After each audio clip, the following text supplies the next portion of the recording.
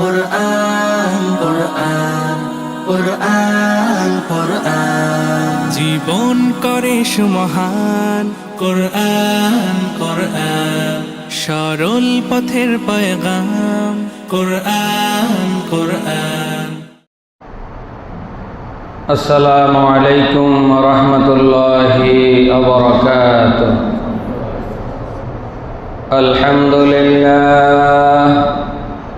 আলহামদুলিল্লাহ নাহমাদুহু ওয়া নাস্তাঈনুহু ওয়া নাস্তাগফিরুহু ওয়া নাউযু বিল্লাহি মিন শুরুরি আনফুসিনা ওয়া মিন সাইয়্যাতি আ'মালিনা।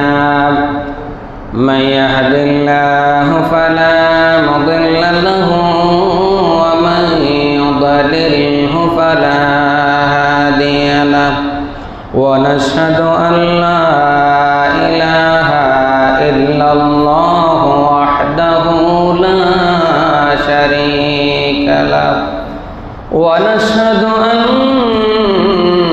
سيدنا وسندنا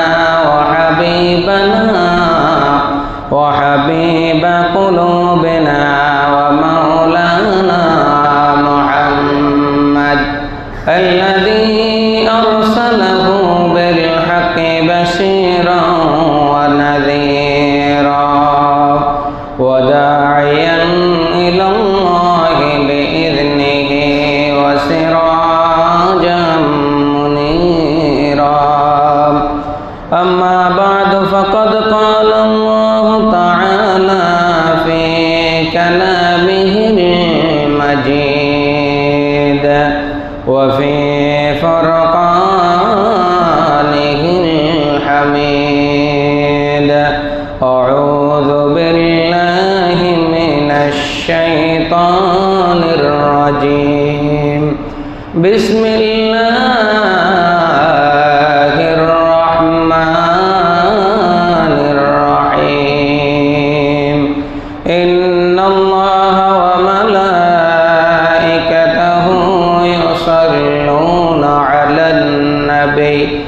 يا أيها الذين آمنوا صلوا عليه وسلموا تسليما.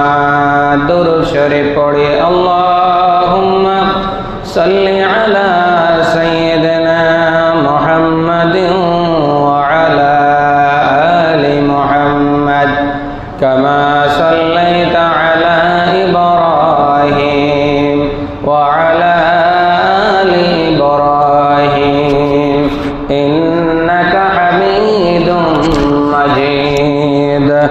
اللهم بارك على محمد وعلى آل محمد كما باركت على إبراهيم وعلى آل إبراهيم إنك حميد مجيد. মুআজ্জাজ মুসল্লিয়ান কিরাম, সম্মানিত উলামায়ে কিরাম, তুলাবায়ে ইলম, হুফাজে কিরাম, ইসলাম প্রিয়, আল্লাহ প্রিয়, রাসূল প্রিয় দিনদার ভাইয়েরা, পর্দার আড়ালের মা ও বোনেরা, মহান রবের আলিশান দরবারে শুকর গুজার করছি যেই মহান রব্বুল ইজ্জত আমাদেরকে সপ্তাহের শ্রেষ্ঠতম দিন জুমার দিনে আল্লাহ তাআলার ঘরে সবার আগে আগে আসার জন্য, বসার জন্য সুযোগ করে দিয়েছেন। সেই মহান রবের দরবারে প্রাণ খুলে, জবান খুলে, মন উজাড় করে উচ্চস্বরে কালিমাতে শুকর আদায় করছি। সবাই বলছি আলহামদুলিল্লাহ। মুআজ্জাজ মুসল্লিয়ানে কেরাম, গত জুমায় আমরা আলোচনার প্রেক্ষাপটে বলেছি বর্তমান সময়ে হজের কার্যক্রম শুরু হয়েছে, শুভ সূচনা হয়েছে। তারই ফলশ্রুতিতে আমরা ধারাবাহিকভাবে পবিত্র মক্কাতুল মুকাররমা, মদিনাতুল মুনাওয়ারা সহ হজের যাবতীয় বিষয়াবলী নিয়ে আলোচনা পেশ করব। তারই ফলশ্রুতিতে গত জুমায় আমরা আলোচনা করেছি আল্লাহ তাআলার ঘর তথা বাইতুল্লাহ শরীফকে নিয়ে।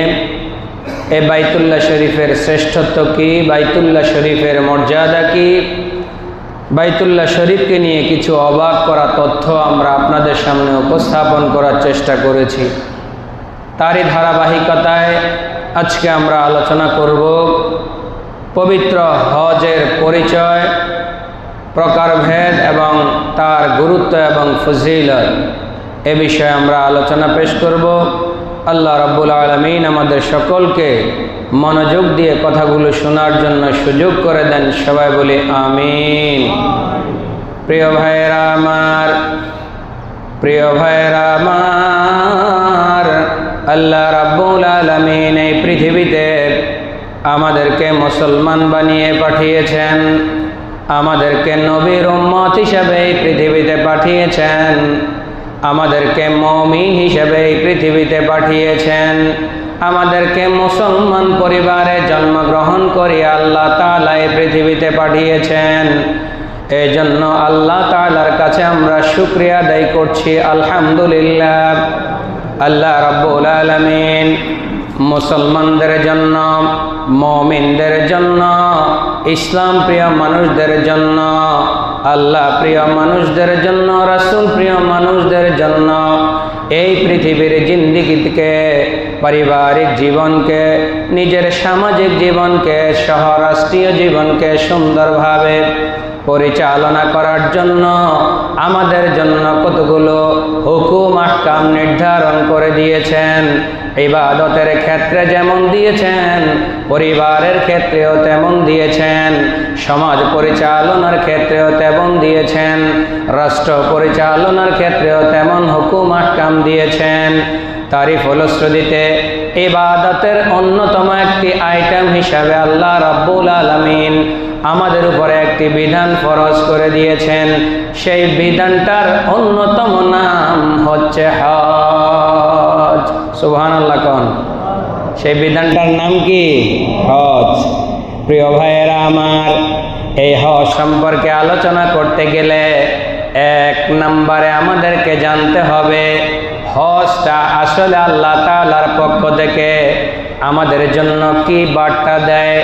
হজ বলতে আমরা কি বুঝি, হজটা আসলে কি? আল্লাহ রাসূল সাল্লাল্লাহু আলাইহি ওয়াসাল্লাম হাদিস শরীফে আমাদেরকে বর্ণনা করে শোনান। বুখারী শরীফের ১ম নম্বর খণ্ডের ১৬ নম্বর পৃষ্ঠায়, মুসলিম শরীফের ১ম নম্বর খণ্ডের ১২২ নম্বর হাদিস ৩৩-৩২ নম্বর পৃষ্ঠায় আমাদেরকে রাসূল বর্ণনা করে জানান, আন আব্দুল্লাহ ইবনে উমর রাদিয়াল্লাহু তাআলা আনহু قال قال رسول الله صلى الله عليه وسلم بني الإسلام على خمس شهادة أن لا إله إلا الله وأن محمد رسول الله وإقام الصلاة وإيتاء الزكاة والحج وصوم رمضان। জোরে বলি আল্লাহু আকবার। আল্লাহ তাআলা তার প্রিয় বন্ধু, তার প্রিয় হাবিব নবী মুহাম্মদুর রাসূলুল্লাহ সাল্লাল্লাহু আলাইহি ওয়াসাল্লামের মাধ্যমে জাতির কাছে এই মেসেজটা স্পষ্ট করে দিচ্ছেন যে হজটা আসলে কোন লেভেলের, কোন আইটেমের ইবাদত, কোন ধরনের ইবাদত। তো আল্লাহ তাআলা রাসূলকে বলে দিচ্ছেন, রাসূল আমাদেরকে জানিয়ে দিচ্ছেন। আব্দুল্লাহ ইবনে উমর রাদিয়াল্লাহু তাআলা আনহু বলেন, রাসূল বলেছেন, ইসলাম নামক যে বটবৃক্ষটা আছে, ইসলাম নামক যে বিধানটা আছে, ইসলাম নামক যে জীবন বিধানটা আছে, এই বিধানটাকে আমি আল্লাহ তাআলা 5টি পিলার অথবা 5টি স্তম্ভের উপরে দাঁড় করিয়ে রেখেছি। সুবহানাল্লাহ। কয়টা? জোরে বলেন না কয়টা? একটা ঘর করতে হলে ন্যূনতম 4 কোণায় 4টা পিলার লাগে কি লাগে না? জোরে বলেন। লাগে না ভাই? আর মাঝখানে একটা দিলে আরো শক্ত হয়। তো রাসূল আমাদেরকে সুন্দর করে বুঝিয়ে দিচ্ছেন। তো তোমরা যে ইসলাম নামক জীবন বিধানটা প্রতিপালন করো, পালন করে থাকো, এই ইসলাম নামক জীবন বিধানটাকে আমি আল্লাহ তাআলা 5টি খুঁটির উপরে দাঁড় করিয়ে রেখেছি। 1 নাম্বার ঈমান। 1 নাম্বার কি? ঈমান। সেই ঈমানটা হচ্ছে শাহাদাতু আল্লা ইলাহা ইল্লাল্লাহ মুহাম্মাদুর রাসূলুল্লাহ। সাক্ষ্য দিতে হবে আল্লাহ এক, আল্লাহ কি এক, আর রাসূল আমাদের নবী বা আমাদের প্রিয় হাবিব সৈয়দুনা মুহাম্মদুর রাসূলুল্লাহ সাল্লাল্লাহু আলাইহি ওয়াসাল্লাম। 2 নম্বর কোটির নাম হচ্ছে ওয়া ইকামিস সালাত। ঈমান যখন আল্লাহর কোনো বান্দা আনয়ন করবে তো তার সাথে সাথে অটোমেটিক তার উপরে একটা কাজ চলে আসবে, সেটা হচ্ছে নামাজ আদায় করা। 3 নম্বর ওয়া ইতাইজ যাকাত। যাদেরকে আল্লাহ তাআলা নিসাব পরিমাণ সম্পদ দিয়েছেন সে সময় মতো যাকাত আদায় করবে। এরপরে হচ্ছে ওয়া সাওম রমাদান, রমজানের রোজা। 11 মাস ঘুরে একটা মাস আমাদের কাছে আছে রমজান মাস। এই রমজানের রোজাটাকে আল্লাহ তাআলা ইসলামী জীবন বিধানের অন্যতম একটি খুঁটি হিসাবে স্বীকৃতি দিয়েছেন। সর্বশেষ 5 নাম্বার হচ্ছে হজ্জে বাইতুল্লাহ। আল্লাহ তাআলা যাকে সামর্থ্য দিয়েছেন, যাকে শক্তি সাহস দিয়েছেন, নিসাব পরিমাণ সম্পদ দিয়েছেন, ওই ব্যক্তির উপরে আল্লাহ তাআলা বাইতুল্লাহ দেখা এবং সেখানে যায় হজ করা ফরজ করে দিয়েছেন। সুবহানাল্লাহ, জোরে কোন।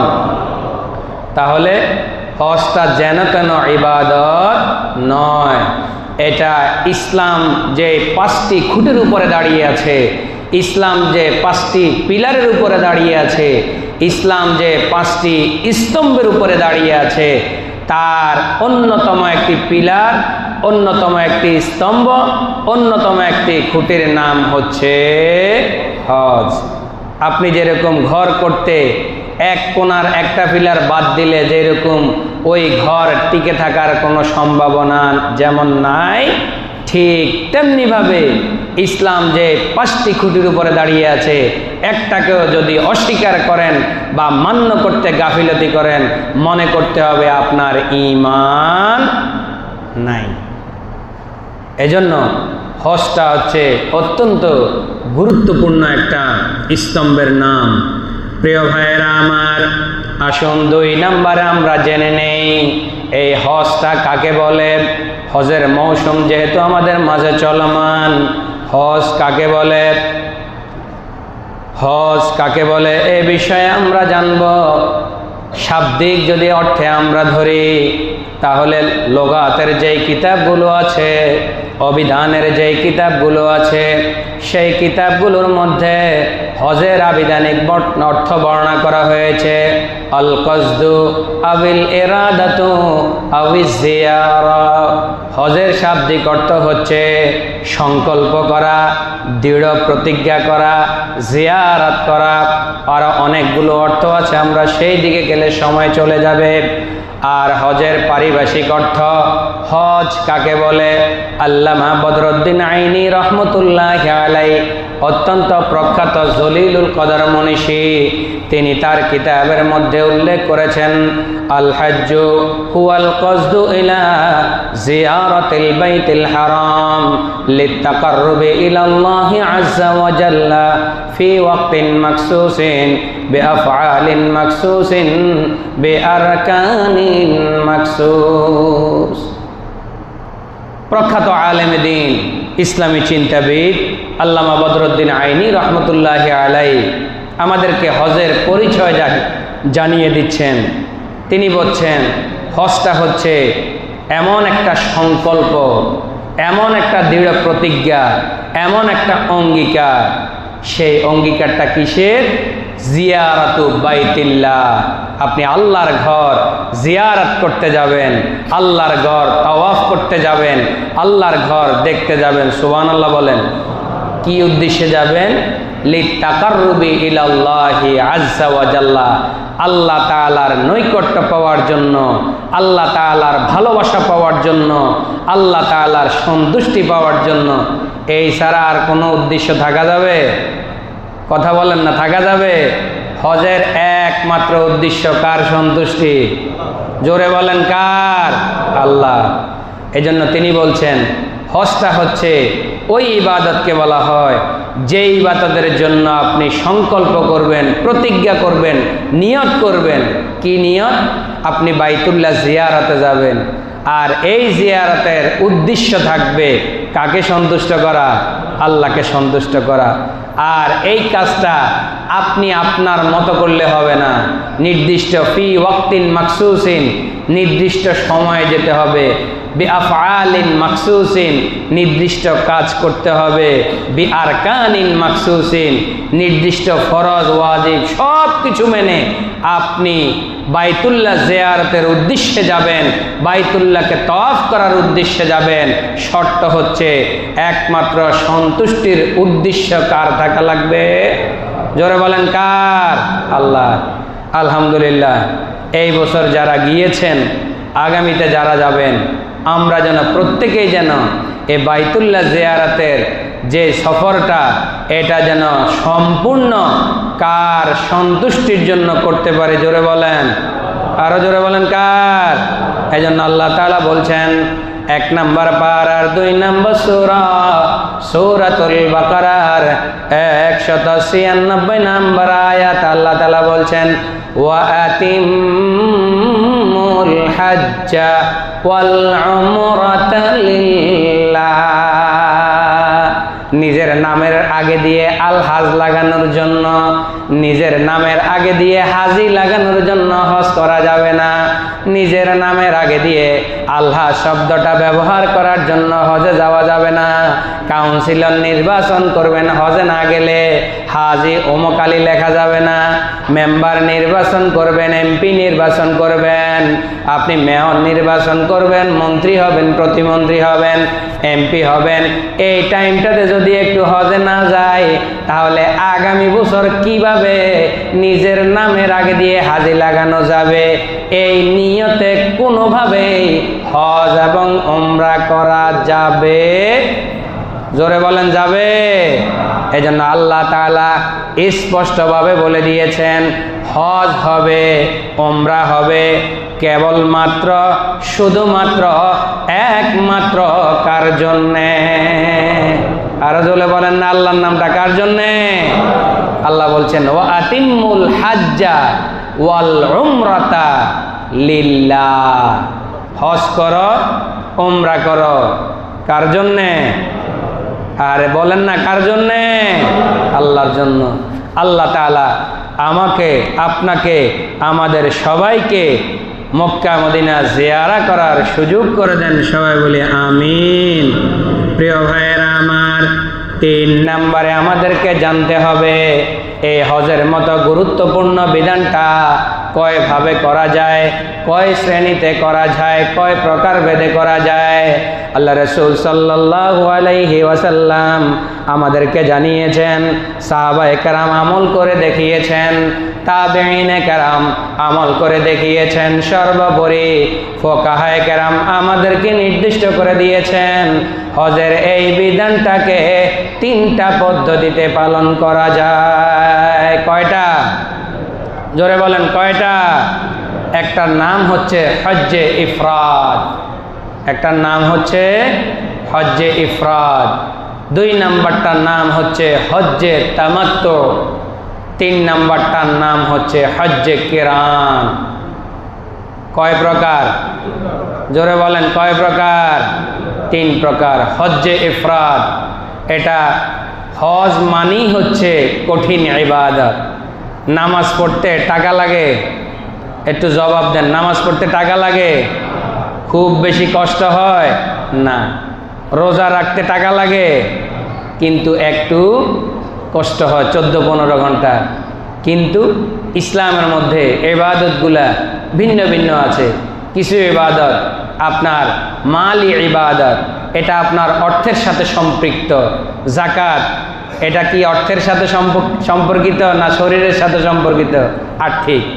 এটা আপনি অন্য কোনোভাবে পালন করার সুযোগ নেই। আবার রোজা, এটা কি আপনি টাকা দিয়ে দিলে আদায় হবে? না। এজন্য শরীয়তের ইবাদতগুলো দুটা ভাগে বিভক্ত, একটা হচ্ছে মাল ইবাদত আর একটা হচ্ছে শারীরিক ইবাদত। কিন্তু হজটা এমন একটি ইবাদত যেটার সাথে অর্থেরও সম্পর্ক আছে, শরীরেরও সম্পর্ক আছে। এজন্য হজটা খুবই গুরুত্বপূর্ণ আল্লাহ তাআলার কাছে। এজন্য রাসূল হাদিসে বলে দিয়েছেন, যেই জিনিসের কষ্ট বেশি এটার পুরস্কারটাও অনেক বড়। রাসূল হাদিসে বলেছেন, আল হাজ্জুল মাবরুর লাইসা লাহুল জাযাউ ইল্লাল জান্নাহ। সুবহানাল্লাহ। রাসূল বলেছেন, আল্লাহ তাআলার কোন বান্দা হজ করলো, ওই হজটা যদি কবুল হয়ে যায়, আমি আল্লাহ তাআলা তাকে বিনা হিসাবে জান্নাত দিয়ে দিব। নারায়ে তাকবীর। তাহলে হজটা এটা কষ্টের ইবাদত। 30 থেকে 40 দিনের মাঝামাঝি সময় এটা থাকা লাগে। কখনো কখনো অনেকে 42 দিন 44 দিনও থাকে। কমপক্ষে 35-37 দিন বা 40 দিন থাকা লাগে। এই যে দীর্ঘ টাইম ফ্যামিলি, পরিবার, ব্যবসা বাণিজ্য সব কিছু ছেড়ে 1 মাসেরও বেশি সময় আপনি থাকলেন, এটা একটা কষ্ট। 2 নম্বরে ইহরাম পরিধান করে থাকা, এটা অনেক বেশি কষ্টের কাজ। আপনি ইহরাম পরিধান করবেন, হালাল কাজ, কিন্তু ইহরাম পরিধান করেছেন, এটা আপনার উপরে হারাম হয়ে গিয়েছে, আপনি করতে পারবেন না। অনেকগুলো কাজ আছে, তাহলে বলতে গেলে সময়ের ব্যাপার। যেমন মনে করেন আপনি খুঁটাখুটি করতেছেন, দাড়ি টানতেছেন, চুল টানতেছেন, একটা চুল যদি আপনি এখন উঠাইয়ে ফেলেন কোনো সমস্যা নাই, কিন্তু ইহরাম পরিধান করার পরে যদি একটা চুল আপনি ইচ্ছা করে টানেন, আপনাকে দম দিতে হবে। তাহলে এখন চুল টানা এটা তো আপনার জন্য হালাল, হালাল কিনা? বৈধ। কিন্তু আপনি যখন ইহরাম পরিধান করবেন, ইচ্ছাকৃতভাবে শরীরের একটা পশম উঠানোর এখতিয়ার আল্লাহ আপনাকে দেয়। তাহলে কঠিন কিনা? জোরে বলেন। অথচ আপনি কিন্তু এখন চাইলে আপনার সাদা চুলটা আপনি উঠাই ফেলতে পারতেছেন, সাদা পশমটা আপনি উঠাই ফেলতে পারতেছেন, কিন্তু যখন ইহরাম পরবেন ইচ্ছাকৃতভাবে একটা পশম তোলার ক্ষমতা আল্লাহ আপনাকে দেয় নাই। দীর্ঘ টাইম ইহরাম পরিধান করে থাকতে হয়। সর্বোপরি হজের কাজটা অত্যন্ত কঠিন কাজ, অর্থ ব্যয় হয়, শরীরেরও কষ্ট হয়। এর মধ্যে এই কাজটাকে কয় ভাগে করা যায়? 3 ভাগে। তার মধ্যে হজ্জে ইফরাদ, এটা একটু সহজ, তুলনামূলক কঠিনের মধ্যে সহজ। হজ্জে তামাত্তু, এটা তুলনামূলক ইফরাদের চেয়ে একটু কঠিন, আবার হজ্জে কিরানের চেয়ে একটু সহজ। আর সবচেয়ে কঠিন হচ্ছে হজ্জে কিরান, এটা অনেক কঠিন। এ বিষয়ে আসলে হজ প্রশিক্ষণ সেন্টার যেগুলো আছে বিস্তারিত বলার সময় পায়, প্রকার বাই প্রকার আপনাদেরকে বোঝানোর সময় পায়। আমাদের তো সময় কম, এ কারণে আমি আপনাদেরকে বোঝাতে পারছি না। যাই হোক, 3 প্রকারে হজটা আদায় করা যায়। যার শারীরিক সক্ষমতা যত ভালো থাকবে, সে যত কঠিনটা করবে, আর আল্লাহ তাআলা তাকে সেই পরিমাণ সওয়াব দান করবে। প্রিয় ভাইয়েরা আমার, এজন্য 3 নম্বরে ফুকাহায়ে কেরাম এই হাদিস, এই 3 প্রকারের ইবাদত নিয়েও তারা কোনটা উত্তম, কোনটা করলে ভালো হয়, এই বিষয়ে তারা ফুকাহায়ে কেরামরা বিভিন্ন মতামত প্রকাশ করেছেন। আমরা সেই দিকে যাচ্ছি না। তবে হজের মূল ইবাদতটা হচ্ছে অত্যন্ত কষ্টকর, অত্যন্ত কষ্টসাধ্য। এই 3 প্রকারের মধ্যে যার কাছে যেটা ভালো মনে হবে, যার জন্য যেটা সহজ হবে, আল্লাহ রাব্বুল আলামিন যাদেরকে সুযোগ দিবেন, আমরা যখন সুযোগ পাব, আমরা আলেমদের সাথে, উলামায়ে কেরামদের সাথে পরামর্শ করে যাদের সাথে যাওয়ার নিয়ত করব, তাদের সাথে পরামর্শ করে আমরা ডিসাইড করব কোন প্রকারের হজটা করলে আমার জন্য সহজ হবে, আমরা যেন সেই হজটা করতে পারি। আল্লাহ রাব্বুল আলামিন আমাদেরকে সুযোগ করে দেন। সবাই বলে আমিন। 4 নম্বরে আসেন, হজ যে আমরা পালন করব, এই হজের ফরজ কয়টি? আমরা এই বিষয়ে আপনাদেরকে একটু ধারণা দেই। হজের ফরজ হচ্ছে 3টি। হজের ফরজ কয়টি? জোরে বলেন, হজের ফরজ কয়টি? তিনটি।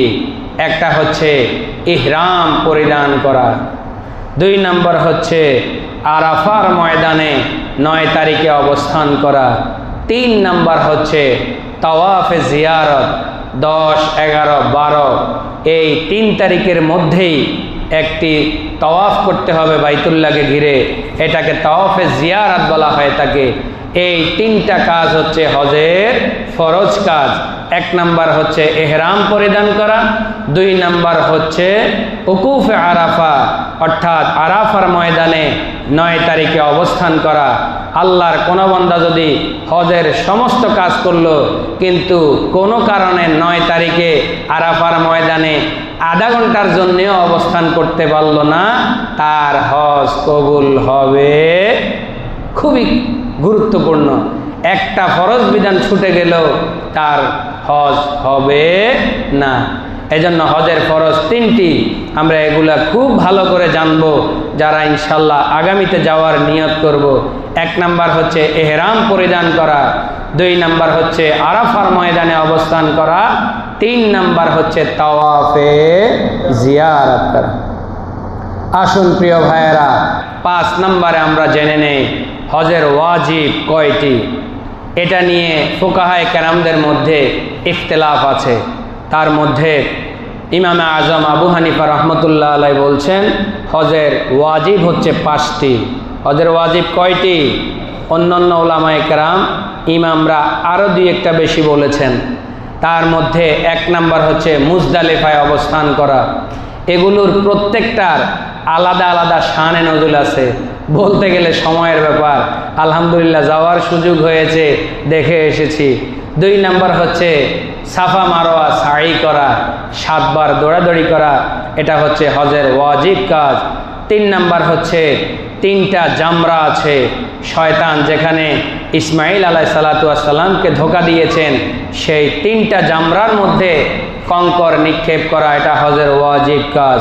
4 নম্বর হচ্ছে আল হালাকু আউল কসর, মাথা মুন্টন করা, হজের একটা ওয়াজিব কাজ। 5 নম্বর হচ্ছে তাওয়াফে সুদূর, এটা একটি গুরুত্বপূর্ণ তাওয়াফ। এই 5টি কাজ হচ্ছে ইমামে আদম আবু হানিফার মতে হজের ওয়াজিব কাজ। এছাড়াও অন্যান্য ইমামরা কোরবানিটাকেও ওয়াজিব বলেছেন, আবার কেউ কেউ আরও 2-1টা বিধানকেও বলেছেন।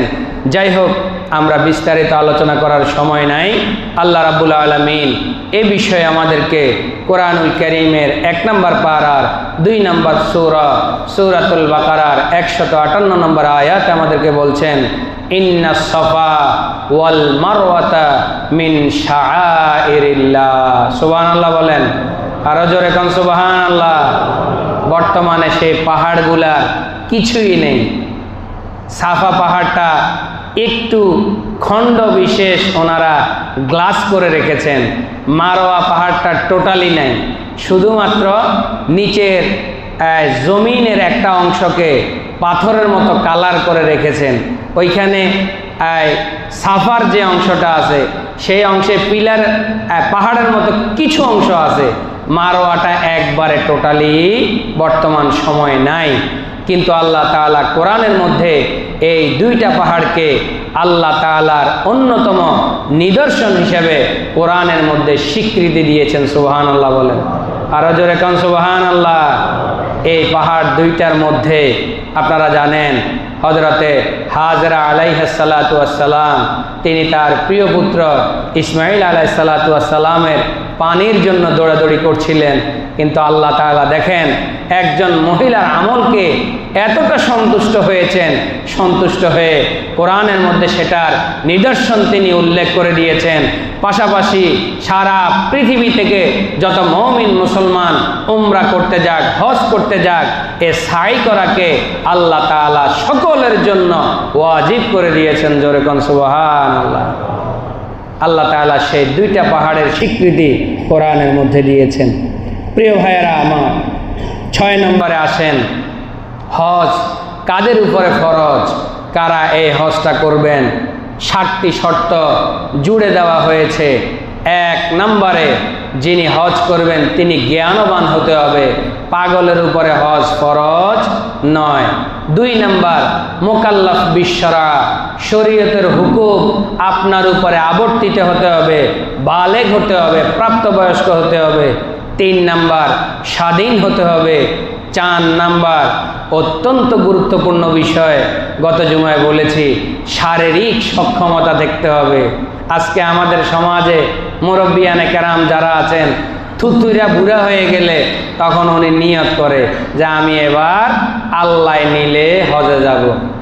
অথচ গত জুমায় বলেছি, বাস্তব অভিজ্ঞতা, যারা মনে মনে ইচ্ছা করতেছেন, আশা পোষণ করতেছেন, হজ করার উপযুক্ত সময়, উমরা করার উপযুক্ত সময় হচ্ছে যুবক বয়স। সুবহানাল্লাহ বলেন। কারণ সবগুলোই কষ্টের কাজ। আপনার ইচ্ছা আছে, আবেগ আছে, ইমানি শক্তি আছে, শরীর চলে না, আপনি পারবেন? পারবেন না। এই জন্য হজের 4 নম্বর শর্ত, শারীরিক সুস্থতা থাকা লাগবে, শরীর ভালো থাকতে থাকতে নিয়ত করতে হবে। 5 নম্বর যাতায়াত এবং অবস্থানের জন্য প্রয়োজনীয় অর্থ আপনার থাকা লাগবে। 6 নম্বর পথের নিরাপত্তা নিশ্চিত করা লাগবে। 7 নম্বর মহিলাদের জন্য একজন মুহরিম ব্যক্তি থাকা লাগবে, যেটা বর্তমান সময়ে এখন বিভিন্ন কলা কৌশলে যারা হজের কার্যক্রম পরিচালনা করেন, আমি জানি না তাদের কতটুকু এটা সহি শুদ্ধ হবে। একজন মহিলা যখন যাবে, তার জন্য কমপক্ষে যেই 14 জন ব্যক্তির কথা কোরআনে উল্লেখ আছে, এই 14 জন ব্যক্তির মধ্য থেকে অন্তত একজন ব্যক্তি যার সাথে দেখা সাক্ষাৎ দেওয়া আপনার যায়, এইরকম একজন মানুষ যদি আপনার সাথে না যায়, আপনার হজ কবুল হবে কি হবে না, উমরা কবুল হবে কি হবে না, এটা নিয়ে সন্দেহ থেকে যাবে। অনেকে কিন্তু এই চালাকিটা করেন যে যারা হজ এজেন্সিগুলো আছে তারা বলেন অসুবিধা নাই, আমরা আছি, আপনাকে দেখভাল করব। এটা শরীয়ত যেটা আপনাকে নিষিদ্ধ করে দিবে, শরীয়ত যেটা আপনাকে অনুমোদন দিবে না, আপনি আর আমি যদি সেটার বাহিরে কাজ করি, সেটার ফলাফল কি ভালো হবে না খারাপ হবে? জোরে বলেন না, ভালো হবে না খারাপ হবে? খারাপ হবে। এই জন্য মহিলাদের জন্য অন্যতম একটি শর্ত, যাদের সাথে দেখা দিতে পারবে এইরকম একজন ব্যক্তি সাথে যাওয়া লাগবে। এই 7টা শর্ত যাদের ভিতরে থাকবে, জ্ঞানবান হওয়া, বালেগ হওয়া, স্বাধীন হওয়া, শরীরে সুস্থ থাকা, পর্যাপ্ত পরিমাণে পরিমাণ মতো অর্থ থাকা এবং হজের যাতায়াত পথটা নিরাপদ থাকা এবং মহিলাদের জন্য মুহরিম ব্যক্তি থাকা, এই 7টি বিষয় যাদের কাছে থাকবে তারা হজ করার জন্য, যুবক ভাইয়েরা যারা আছো, আমি উদাত্ত আহ্বান জানাবো, এখনই সময়। আমি আসার পরে এখনো আমার দুর্বলতা কাটতেছে না। এই যে আজকে আসার পরেও শুয়েছি আধা ঘন্টা, তাও ঘুম পাচ্ছে, অথচ আসার পরে 15 দিন হয়ে গেছে। আর হজের কাজ হচ্ছে আরো বেশি কঠিন, আরো বেশি কঠিন। এজন্য যুবক ভাইয়েরা, বিশেষ করে যারা 40-50-এর ভিতরে আছেন, আমি তাদেরকে বলবো, আল্লাহর ঘর দেখার ইচ্ছা নাই, আশা নাই, এমন কোনো ব্যক্তি কি আমরা এখানে আছি? জোরে বলেন আছি? হজ্জে বাইতুল্লাহ, পবিত্র মক্কা এবং মদিনা নিজ নয়নে দেখার ইচ্ছা আছে? কার কার হাত তুলে দেখায় আল্লাহকে? নারায়ে তাকবীর। আমাদের সকলের ইচ্ছা আছে। আল্লাহ তাআলার কাছে চাইতে হবে, আল্লাহ তাআলার কাছে ফরিয়াদ করতে হবে, আল্লাহ তাআলার কাছে কায়মনোবাক্যে কামনা করতে হবে, সেই অনুযায়ী নিজের প্ল্যান পরিকল্পনা সাজাতে হবে। তাহলে ইনশাআল্লাহ আপনি দেখবেন কোন জায়গা দিয়ে কোন দিক থেকে আল্লাহ তাআলা ব্যবস্থা করে দিয়েছে। আপনি হয়তো চিন্তা করতেছেন আমার টাকা নাই, পয়সা নাই, আপনি কিভাবে যাব? হঠাৎ করে দেখবেন যে এক বড় লোক আপনাকে ডাক দিচ্ছেন, ভাই তুমি পরশুদিন আমার সাথে দেখা করো। আপনি অফিসে গেছেন, বলবে যে আমি তো একজন লোককে হজে পাঠাতে চাই, উমরাতে পাঠাতে চাই, তোমাকেই আমার পছন্দ হয়েছে, আমি তোমাকে উমরায় পাঠাবো, আমি তোমাকে হজে পাঠাবো। সুবহানাল্লাহ। আল্লাহ চাইলে এরকম করে দিতে পারেন কি পারেন না? এইরকম ধনবান ব্যক্তি, উদার মনের ব্যক্তি বাংলার জমিনে এখনো আছে। এজন্য আপনি হীনমন্যতায় ভোগার কোনো সুযোগ নেই। আল্লাহর কাছে কাঁদেন, আল্লাহর কাছে চান, আল্লাহর কাছে প্রার্থনা করেন।